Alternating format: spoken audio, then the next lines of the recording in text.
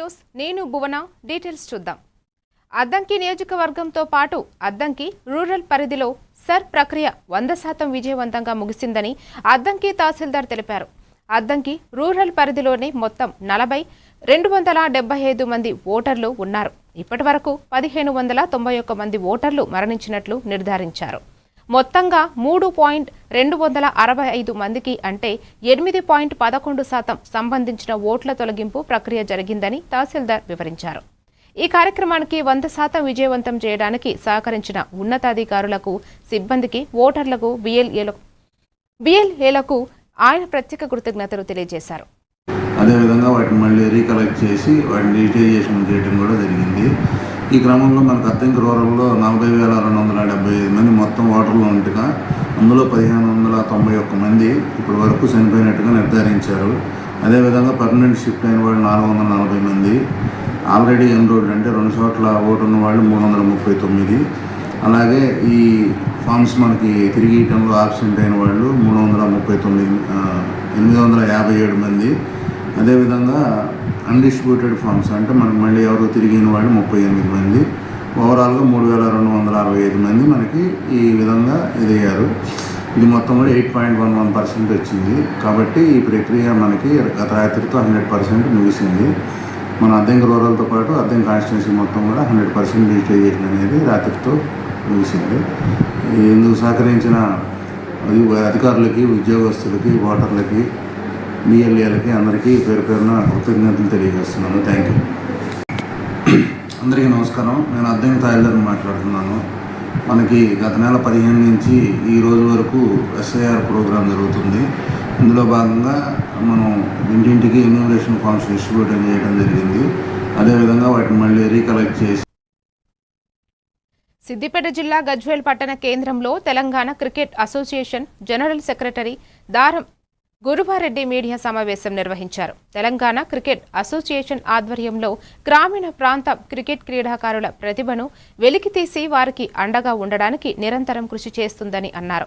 Hyderabad cricket association అనుసరిస్తున్న ఏకపక్ష వైఖరిని ఆయన ఖండించారు. తెలంగాణ రాష్ట్రంలోని ప్రతి గ్రామీణ ప్రాంతం నుండి అంతర్జాతీయ స్థాయి క్రికెటర్లుగా తీర్చిదిద్దడానికి తెలంగాణ క్రికెట్ అసోసియేషన్ కృషి చేస్తుందని అన్నారు. సిద్దిపేట, గజ్వేల్ చుట్టుపక్కల లాంటి ప్రాంతాల్లోంచి ఇండియన్ టీంలో, ఐపీఎల్ టీంలో క్రికెట్ ప్లేయర్లను ఆడేయడానికి తెలంగాణ క్రికెట్ అసోసియేషన్ పనిచేస్తుంది. ఈ మధ్యన చూసినాము, తెలంగాణ జిల్లాల పేరు మీద, తెలంగాణకు ఏదో న్యాయం చేస్తున్న పేరు మీద తెలంగాణకు సంబంధం లేని ఆంధ్ర సినిమా స్టార్లు, ఆంధ్ర క్రికెట్ క్రీడాకారులు, బయట నుంచి వచ్చిన సెటిలర్లు వీళ్ళందరూ కలిసి మొత్తము క్రికెట్ వ్యవస్థను భ్రష్టు పట్టించి తెలంగాణ జిల్లాలను ప్రైవేట్, కార్పొరేటు వ్యవస్థలకు జిల్లాల పేరును అమ్ముకున్నారు. దాదాపు 45 నుంచి 50 కోట్ల రూపాయలు వసూలు చేసి దాంట్లో 30 కోట్ల రూపాయలు ఏమి అకౌంటబిలిటీ లేకుండా ఒక దొంగ అకౌంట్లోంచి వాళ్ళ పర్సనల్ అకౌంట్లోకి, వాళ్ళ కంపెనీకి సంబంధించిన కార్పొరేట్ అకౌంట్లోకి, ప్రైవేట్ బిజినెస్ అకౌంట్లోకి కొల్లగొట్టి మొత్తము 15 కోట్ల రూపాయల నష్టం వచ్చింది. అది టీసీఏ మూలంగానే, గురువారెడ్డి మూలంగానే వచ్చింది 15 కోట్ల నష్టం అని అబద్ధాలు చెప్పే దిగజారుడు స్థానానికి దిగిపోయింది హైదరాబాద్ క్రికెట్ అసోసియేషన్. ఇండియన్ టీంలో ఆడడానికి అవకాశం వస్తుంది. ఏ ప్రధాన ఉద్దేశంతో కొట్లాడి తెలంగాణ సాధించుకున్నామో ఆ ఉద్దేశాన్ని ఈ పేద ప్రజలకు, వెనుకబడిన వర్గాలకు, యువతకు అందకుండా చేస్తున్న ఈ ప్రభుత్వానికి బుద్ధి చెప్పే రోజు దగ్గరలో ఉంది. ఖచ్చితంగా తెలంగాణ క్రికెట్ అసోసియేషన్ గుర్తింపు సాధించి తీరుతాం. ప్రభుత్వం కానీ, ప్రభుత్వం అండతో ఉన్న ఈ హైదరాబాద్ క్రికెట్ అసోసియేషన్లో మూర్ఖులు, దొంగలు, దుర్మార్గులందరికీ కూడా బుద్ధి చెప్పే రోజు దగ్గరలో ఉందని.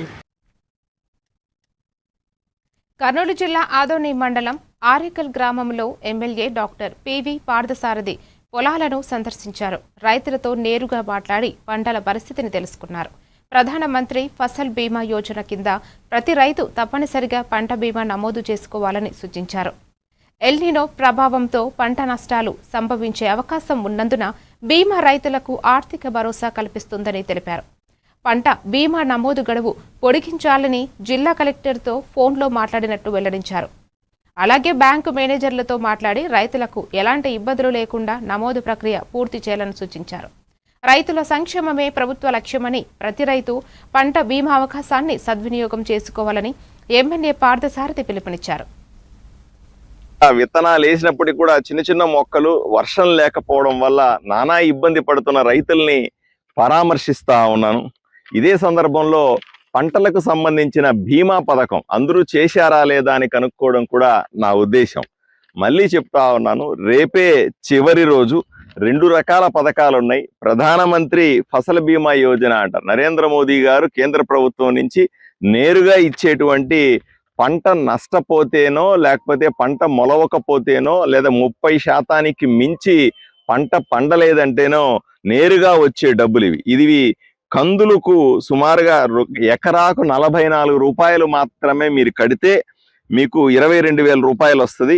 జొన్నకి అయితే ఎకరానికి 38 రూపాయలు కడితే 19,000 వస్తుంది. ఆముదానికి 36 రూపాయలు కడితే 18,000 వస్తుంది. ఎర్ర మిరప 360 రూపాయలు ఎకరాకు కడితే 90,000 రూపాయలు బీమా వస్తుంది. అలాగే 32 రూపాయలు కొర్రలకు కడితే 16,000, 32 రూపాయలు సజ్జలకు కడితే 16,000, ఉల్లి కోసం 90 రూపాయలు కడితే 45,000 రూపాయలు ఎకరాకి నష్టపరిహారం వస్తుంది. దయచేసి దీని అందరూ కూడా తప్పనిసరిగా చేసుకోవాల్సిందిగా కోరుతున్నాను. ఏది ఏమైనప్పటికీ కూడా ఈ రోజు రేపుట్లోనే టైం ఉందని మీరు అనుకొని ఈ పంట బీమా చేయించుకోవాల్సిందిగా రైతాంగానికి విజ్ఞప్తి చేస్తా ఉన్నాను.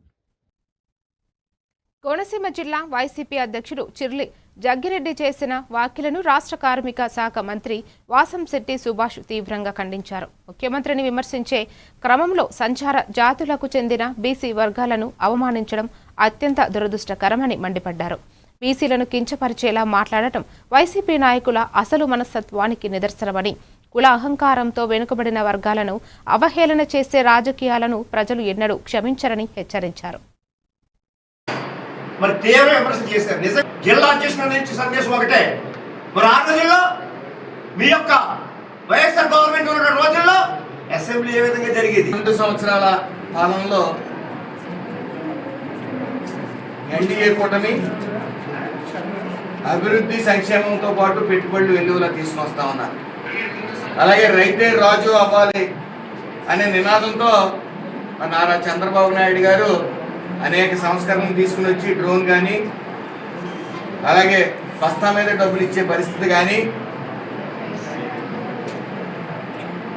అనేక ఆర్గానిక్ ఫార్మింగ్ కానీ, ఇవన్నీ కూడా ఒక్కొక్కటిగా, అలాగే అన్నదాత సుఖీభావ ఏదైతే 20,000 ఇస్తా అన్నామో నేను వెంటనే ఇవ్వటం కానీ, ఇవన్నీ చేసుకుంటూ వస్తూ ఉన్నారు. కానీ వైసీపీ పాలనలో ఏమీ జరగలేదన్న విషయం వాళ్ళకి తెలుసు. ఏమి ఇది చేసామని చెప్పుకునే దమ్ము లేక లేనిపోని మాటలు మాట్లాడటం, సెటిపల్లి ఓసీలో కలిపేస్తానని హేళనగా మాట్లాడారు మీరు. ఈ వైఖరి మీరు మానుకోవాలి. బీసీల పట్ల గౌరవంగా మాట్లాడితే మంచిదని, లేకపోతే భవిష్యత్తులో శ్రీ స్వర్ణాకర్షణ కాలభైరవ సేవా సమితి ఆధ్వర్యంలో అమావాస్య సందర్భంగా కాలభైరవ స్వామికి ప్రత్యేక పూజలు, అన్న ప్రసాదార వితరణ జరిగింది. ఒంగోలు మంగమూరు రోడ్డు గాయత్రి మందిరం వద్ద శ్రీ స్వర్ణాకర్షణ కాలభైరవ స్వామికి అమావాస్య సందర్భంగా సమితి సభ్యులు కాలభైరవ స్వామికి ప్రత్యేక పూజలు నిర్వహించి గోత్రనామార్చన, అన్న ప్రసాద వితరణ చేసినట్లు శ్రీ స్వర్ణాకర్షణ కాలభైరవ సేవా సమితి సభ్యులు తెలిపారు.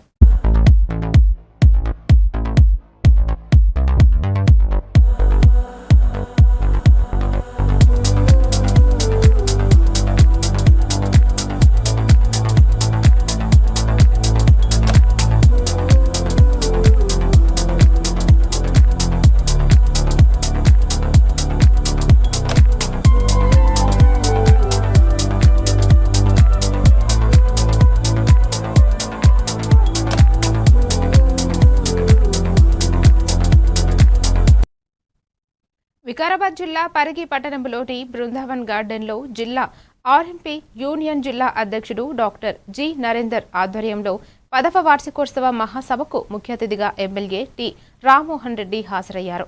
ఈ సందర్భంగా ఆర్ఎంపీ యూనియన్ జిల్లా నాయకులు ఎమ్మెల్యేని శాలువాతో ఘనంగా సన్మానించారు.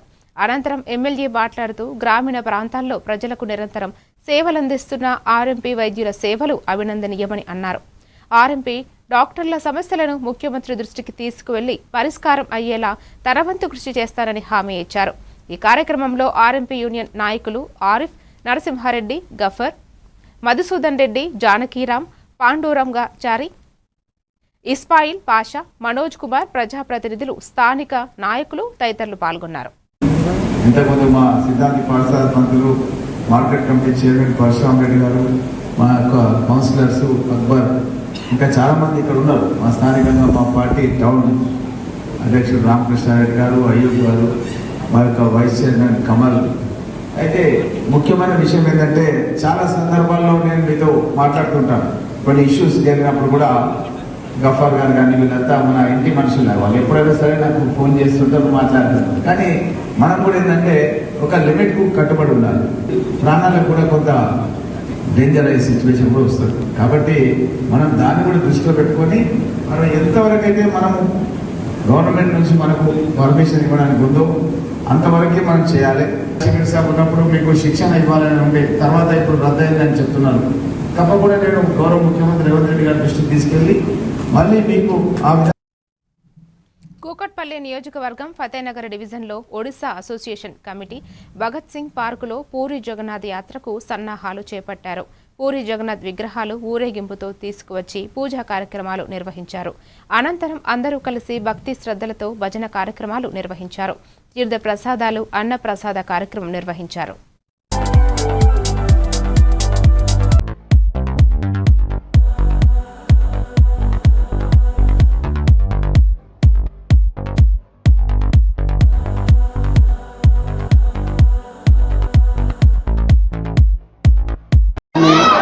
ఫతేనగర్ డివిజన్లో ఈరోజు ఒడిశా కమిటీ వాళ్ళు పూరి జగన్నాథ్ యాత్ర నిర్వహించడం జరిగింది. ఇందులో భాగంగా వారి యొక్క పండుగ వాతావరణాన్ని ఎలా జరుపుకుంటారో వారి యొక్క భాషలోనే విందాం. हम लोग को 5 साल से रथ यात्रा कर रहे हैं और बहुत अच्छा डिसिप्लिन से कर रहे हैं. यहाँ पे हम लोग बंगाली भाई लोग, तेलुगु भाई लोग, सभी लोग हम लोग को मदद कर रहे हैं. प्रसाद सेवन करके जाते हैं, शांति श्रृंखला सहित अपना जा रहे, क्योंकि अब बहुत अच्छा डिसिप्लिन है. यहाँ पे सभी लोग को हम लोग कितना दिन से पूजा कर लेता आप लोगों, कब वो रथ यात्रा निकालता? आज क्या है, आज भगवान का नित्य उत्सव है. क्योंकि भगवान जो नित्य उत्सव बोलते हैं वो आज ही है हमारा.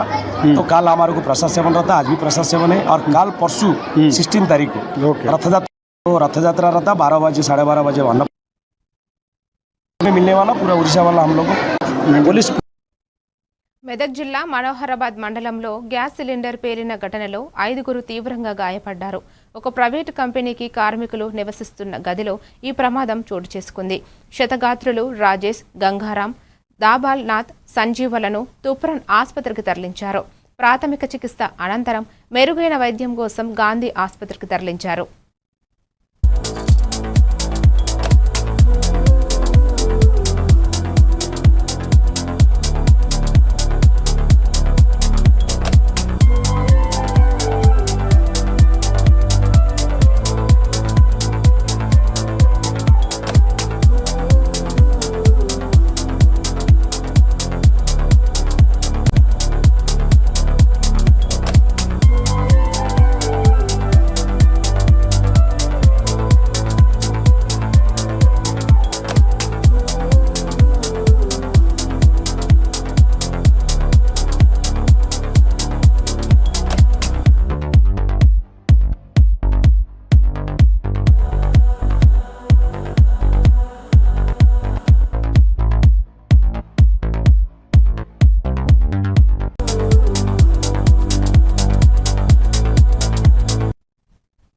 నిర్మల్ జిల్లా దస్తూరాబాద్, కడెం మండలాల్లో కలెక్టర్ భవేష్ మిశ్రా విస్తృతంగా పర్యటించారు.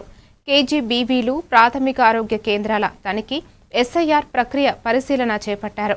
విద్యార్థులకు అవసరమైన అన్ని వసతులు కల్పిస్తూ ప్రైవేటుకు దీటుగా నాణ్యమైన విద్యను అందించాలన్నారు. విద్యార్థులు, అధికారుల సంఖ్య, ప్రస్తుత హాజరు తరగతి వివరాలను అడిగి తెలుసుకున్నారు. వసతి గృహాన్ని పరిశీలించారు. అనంతరం దస్తూరాబాద్ మండలంలోని ప్రాథమిక ఆరోగ్య కేంద్రాన్ని తనిఖీ చేశారు. ఆసుపత్రిలో వసతులను పరిశీలించారు. దస్తూరాబాద్లో జరుగుతున్న స్పెషల్ ఇంటెన్సివ్ రివిజన్ ప్రక్రియను పరిశీలించారు. మొత్తం ఓటర్ల సంఖ్య, పంపిణీ పూర్తి చేసిన ఎన్యుమరేషన్ ఫారంలను, డిజిటలైజేషన్ తదితర వివరాలను అడిగి తెలుసుకున్నారు. ఆన్లైన్ ప్రక్రియ వెంటనే ముగించాలని ఆదేశించారు. ఈ తనిఖీలలో డీఈఓ భోజన్న, డిఎంహెచ్ఓ రాజేందర్, తహసీల్దార్లు కనక యాదవ్ రావు, కాజా మొయినుద్దీన్, ఎంఈఓలు గంగాధర్, శ్రీనివాస్ రెడ్డి, దస్తూరాబాద్ సర్పంచ్ గోపాల్, ఇతర అధికారులు, సిబ్బంది తదితరులు పాల్గొన్నారు.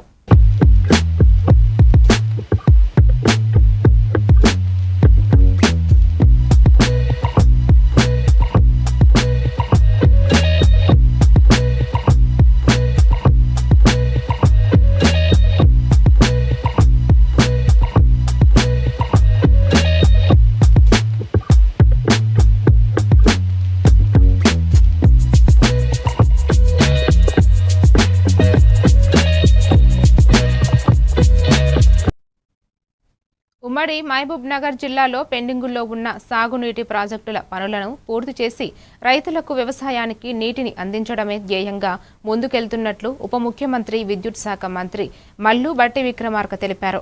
అల్లంపూర్ నియోజకవర్గంలోని జులేకల్, పచ్చర్ల, పుల్లూరు, మేడికొండ ప్రాంతాల్లో నిర్మించిన 33/11 కేవీ ఉప కేంద్రాలను ఎక్సైజ్, పర్యాటక, పురావస్తు, సాంస్కృతిక శాఖల మంత్రి జూపల్లి కృష్ణారావు, మత్స్య పశుసంవర్ధక, క్రీడల శాఖల మంత్రి వాకిటి శ్రీహరితో కలిసి ఉప ముఖ్యమంత్రి ప్రారంభించారు. ఈ సందర్భంగా ఎమ్మెల్యే బండ్ల కృష్ణమోహన్ రెడ్డి అధ్యక్షతన కుర్తి రావుల చెరువు గ్రామంలో నిర్వహించిన బహిరంగ సభలో ఉప ముఖ్యమంత్రి ప్రసంగించారు. ఈ కార్యక్రమంలో MP Mallu Ravi, Achampet MLA Chikkudu Vamshi Krishna, Shadnagar MLA Shankar, Jadcherla MLA Anirudh Reddy, Gadwal market yard chairman Hanumanthu, municipal chairperson Jayalakshmi, మాజీ ఎమ్మెల్యే సంపత్ కుమార్, డీసీసీ అధ్యక్షుడు రాజీవ్ రెడ్డి తదితరులు పాల్గొన్నారు. ఏ గ్రామానికి వెళ్ళినా 85 నుంచి 90% మంది కుటుంబాలు ఇవాళ కరెంటు బిల్లు కట్టట్లేదు అంటే మీరు కట్టట్లేదు కానీ మీ తరఫున మన ప్రభుత్వం, ప్రజాప్రభుత్వం, ఇందిరమ్మ రాజ్యం ప్రతి నెల మీరు కట్టాల్సిన కరెంటు బిల్లుని కరెంటు శాఖకి ప్రతి నెల రూపాయి లెక్కగట్టి బిల్లులు కడతా ఉన్నాం. ట్రాన్స్ఫార్మర్లు కానీ, పోల్స్ కానీ, వైర్లు కానీ, లేకపోతే ఇతరత్ర ఏ అవసరాలు ఉన్నా మీ శాసనసభ్యులకి సభావేదిక నుంచి చెప్తా ఉన్నాం. ఈ ప్రభుత్వం ఈ రైతుల కోసం, వ్యవసాయ శాఖ కోసం, ప్రజల కోసం ఎప్పుడు ఏది అడిగినా చేయటానికి సిద్ధంగా ఉందని చెప్పి మరొక్కసారి సభని. వనపర్తి జిల్లా కొత్తకోటకు సీఎం రేవంత్ రెడ్డి పర్యటన నేపథ్యంలో అధికార యంత్రం అన్ని ఏర్పాట్లు పూర్తి చేసింది. 1.77 కోట్ల వ్యయంతో నూతనంగా నిర్మించిన జిల్లా పరిషత్ బాలికల ఉన్నత పాఠశాల నూతన భవనాన్ని ప్రారంభించనున్నారు. అనంతరం విద్యార్థులతో ఇంట్రడక్షన్, విద్యార్థులను ఉద్దేశించి ప్రసంగం చేయనున్నారు. సీఎం రాకతో 850 మంది పోలీసులతో కట్టుదిట్టమైన భద్రతా ఏర్పాట్లు చేశారు.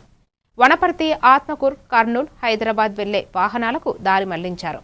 డ్రోన్లు, బెలూన్లు, పారామోటార్లు, రిమోట్ కంట్రోల్తో ఎగిరే పరికరాల వినియోగంపై తాత్కాలికంగా నిషేధించారు. భద్రతా చర్యల్లో భాగంగా ప్రత్యేక ఆంక్షలు ఉల్లంఘిస్తే కఠిన చట్టపరమైన చర్యలు తీసుకుంటామని జిల్లా ఎస్పీ వెల్లడించారు.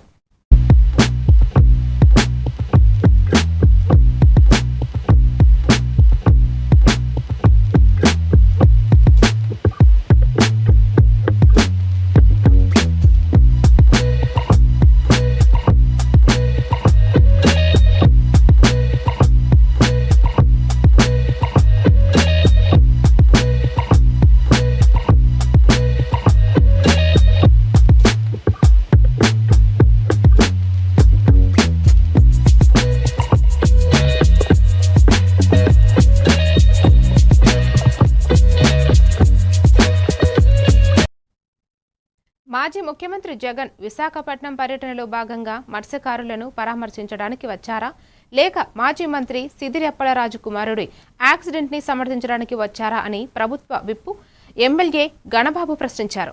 జగన్మోహన్ రెడ్డి ముఖ్యమంత్రిగా ఉన్న సమయంలో మత్స్యకారులకు 5 లక్షలు ఇస్తామని ఆశ చూపి ఇవ్వలేదని ఆయన విమర్శించారు. మరి ప్రచారం చేశారు అంటే ఆ అధికారికంగా ఉండేటువంటి లెక్కలు ఆ సంఖ్యని దాచిపెట్టి వచ్చారు అంటే ఇవ్వలేదు కాబట్టి పట్ల ఒక శ్వేతపత్రాన్ని రిలీజ్ చేయమని ఆ రోజు కోరితే అది కూడా ఎంతమంది సముద్రంలోకి వెళ్ళారు, ఎంతమంది ప్రాణాలు కోల్పోయారని ఆ 5 ఏళ్లలో చెప్పలేనటువంటి దౌర్భాగ్య స్థితిలో అప్పటి ప్రభుత్వం ఉంది. డేటా పబ్లిక్ డొమైన్లో పెట్టచ్చు కదా, ఎంతమంది వేటకి వెళ్ళారు, ఎంతమంది చనిపోయినారండి, అది కూడా చేయలేకపోయినారంటే హైడ్ చేశారు. చనిపోయిన వారికి పూర్తిగా ఆ సాయం అందలేదనేటువంటిది అర్థమవుతుంది. గత ప్రభుత్వం హయాంలో నిర్లక్ష్యానికి గురైనటువంటివి అంటే పెండింగ్లో ఉండిపోయినటువంటి ఎక్స్గ్రేషియాలు, ఆ క్లైమ్స్ 63 మందికి అప్పుడు ఇవ్వకపోతే ఈ ప్రభుత్వం వచ్చిన తర్వాత పరిష్కరించాం. 9,90,00,000 ఆయిల్ సబ్సిడీస్, అది కూడా ప్రభుత్వం, ఎన్డీఏ ప్రభుత్వం బాధ్యతగా అది కూడా భరించింది ఆ భారం. వాళ్ళ సబ్సిడీలు కూడా ఇవ్వలేని పరిస్థితిలో ఉంటాయి. జూన్ 2024లోనే మొత్తం. నెల్లూరు జిల్లాలోని మనుబోలు పోలీస్ స్టేషన్ పరిధిలో అనుమానాస్పద మృతి ఘటన తీవ్ర కలకలం రేపింది. చెరుకుముడి గ్రామానికి చెందిన ఏడుకొండలు అనే వ్యక్తి మృతిపై కుటుంబం సభ్యులు పోలీసులపై లాకప్ డెత్ ఆరోపణలు చేస్తున్నారు. బంగారం గొలుసు చోరీ కేసులో చెరుకుమూడి గ్రామానికి చెందిన బొల్లి ఏడుకొండలను మనుబోలు పోలీసులు అరెస్టు చేశారు. స్టేషన్లో విచారించిన తరువాత స్టేషన్ బెయిల్పై విడిచిపెట్టారు. ఈ కార్యక్రమంలో మంగళవారం ఏడుకొండల గ్రామంలో ఉన్నాడనే సమాచారంతో పోలీసులు చెరుకుమూడి గ్రామంకు వెళ్లి అతన్ని తిరిగి అదుపులోకి తీసుకున్నారు. స్టేషన్కు తీసుకువెళ్లిన తర్వాత పోలీసులు అతన్ని చితకబాదడంతో మృతి చెందాడని కుటుంబం సభ్యులు ఆరోపిస్తున్నారు.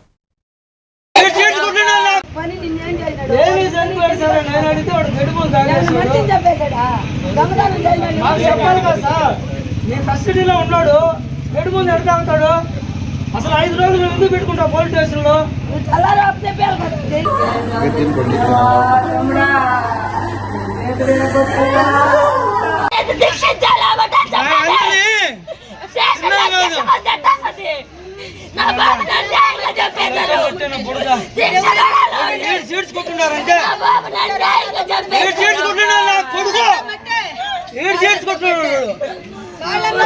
తప్పు చేసుకుంటారు, జైలు చంపేదానుకున్నావు ఎవడువే, కొట్టేదానుకున్నావు ఎవడువే, దేని తాగుతావు? మాకేమన్నా చెప్పావా? హాస్పిటల్కి ఎందుకు చేర్చావు? దేని చేసావు? ఓడి ఒళ్ళంతా పుడితే, ఓడి గుండెలంతా దెబ్బలే, ఓడి ప్యాంట్ అంతా మట్టే, కొడుకులో ఏడ్చి గుద్దు గుద్దు చంపేస్తున్నారు వాడిని, గుద్దు చంపేస్తున్నారు వాడిని.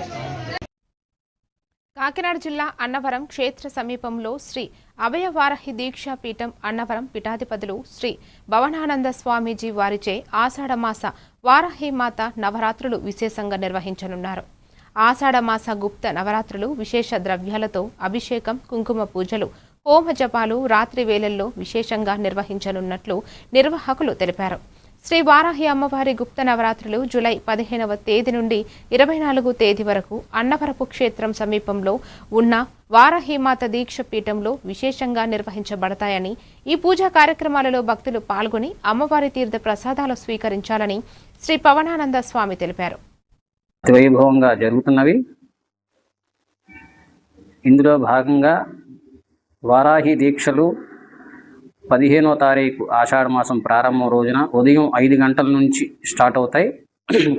ఎవరైనా భక్తులు మాలాధారణ చేసుకున్నవారు పీఠంలో వచ్చి ప్రధాన గురుస్థానంలో మంత్రోపదేశం తీసుకున్న తర్వాతనే దీక్షా మాలాధారణ అనేది తీసుకోవాల్సిందిగా కోరుతున్నాం. ప్రతిరోజు ఉదయం సాయంకాలం కుంకుమార్చన కార్యక్రమాలు మరియు గుప్తంగా జరిగే వారాహి యజ్ఞంలో ప్రతిరోజు రాత్రి వేళలో జరిగే కార్యక్రమాలు, అంతేకాకుండా రాష్ట్రంలో అనేక మంది పీఠాధిపతుల చేతగా రోజు 10 రోజులు కూడా ఒక్కొక్క రోజు ఒక్కొక్కలతో మహాపూర్ణావతి చేయడం జరుగుతుంది. జై వారాహి మాత, జై జై వారాహి మాత. ప్రకాశం జిల్లా ఒంగోలు మంగమూరు రోడ్డు మర్రిచెట్టు సమీపంలోని సంతనూతలపాడు ఎమ్మెల్యే కార్యాలయంలో సీఎంఆర్ఎఫ్ కింద మంజూరైన చెక్కులను 38 మంది లబ్ధిదారులకు సంతనూతలపాడు శాసనసభ్యులు విజయ్ కుమార్ పంపిణీ చేశారు. ఈ సందర్భంగా ఎమ్మెల్యే మాట్లాడుతూ పేద మధ్యతరగతి కుటుంబాలకు వైద్య ఖర్చుల భారం తగ్గించడంలో ముఖ్యమంత్రి సహాయ నిధి ఎంతో ఉపయోగపడుతుందని పేర్కొన్నారు. అర్హులైన ప్రతి లబ్ధిదారునికి ప్రభుత్వం సంక్షేమ పథకాల ప్రయోజనాలను చేరేలా కృషి చేస్తున్నామని తెలిపారు. ఈ కార్యక్రమంలో మండల నాయకులు, గ్రామ నాయకులు, లబ్ధిదారులు తదితరులు పాల్గొన్నారు. ఎమ్మెల్యే ఆఫీసులో సీఎంఆర్ఎఫ్ చెక్లు ఇచ్చాము. దగ్గర దాపు 38 మందికి 16 లక్షల చెక్కులు ఇచ్చాము. మీ అందరికీ తెలియజేసేది ఏంటిదంటే మన కాన్స్టిట్యున్సీలో సీఎంఆర్ఎఫ్ రిలీఫ్ ఫండ్లు మన రాష్ట్రంలో కూడా పెద్ద సంఖ్యలో మన కాన్స్టిట్యున్సీలోనే ఇస్తూ ఉన్నారు. ఇప్పుడు వరకు దగ్గర దాపు 15 కోట్ల రూపాయలు సీఎం రిలీఫ్ ఫండ్ చెక్కులు ఈ 2 సంవత్సరాల వరకు ఇచ్చాము. ప్రతి ఒక్కరికి పార్టీలు అతీతంగా మానవ దృక్పథంతో సేవ చేస్తూ ఉన్నాం. నా దృష్టిలో సీఎం రిలీఫ్ ఫండ్ ఎన్నో తెలుగుదేశం పార్టీ ఎన్డీఏ ప్రభుత్వం ఎన్నో సంక్షేమ కార్యక్రమాలు చేస్తున్నాయి. అన్నిటికన్నా మంచి సంక్షేమ కార్యక్రమం నా దృష్టిలో సీఎం రిలీఫ్ ఫండ్. ప్రతి ఒక్కరికి ఆపదలో ఉన్న వాళ్ళకి, ఏదో మెడికల్ బిల్స్ ఇబ్బందిలో ఉన్న వాళ్ళకి మేము పార్టీలు అతీతంగా మేము ఈ సీఎం రిలీఫ్ ఫండ్ చెక్కులు ఇస్తున్నాం. ఈ మంచి పనిని చూసి రేపు రాబోయే కాలంలో తెలుగుదేశం పార్టీని, ఎమ్మెల్యేగా నన్ను అందరూ ఆశీర్వదిస్తారని మేము కోరుకుంటూ రాబోయే కాలంలో కూడా ఇంకా ఉత్సాహంగా ప్రతి ఒక్కరికి మేము ఈ సీఎం రిలీఫ్ ఫండ్ చెక్కులు అందిస్తామని ఈ సందర్భంగా తెలియజేస్తాం. మరిన్ని డీటెయిల్స్తో మళ్ళీ కలుద్దాం. కీప్ వాచింగ్ ఏవంటివి తెలుగు న్యూస్.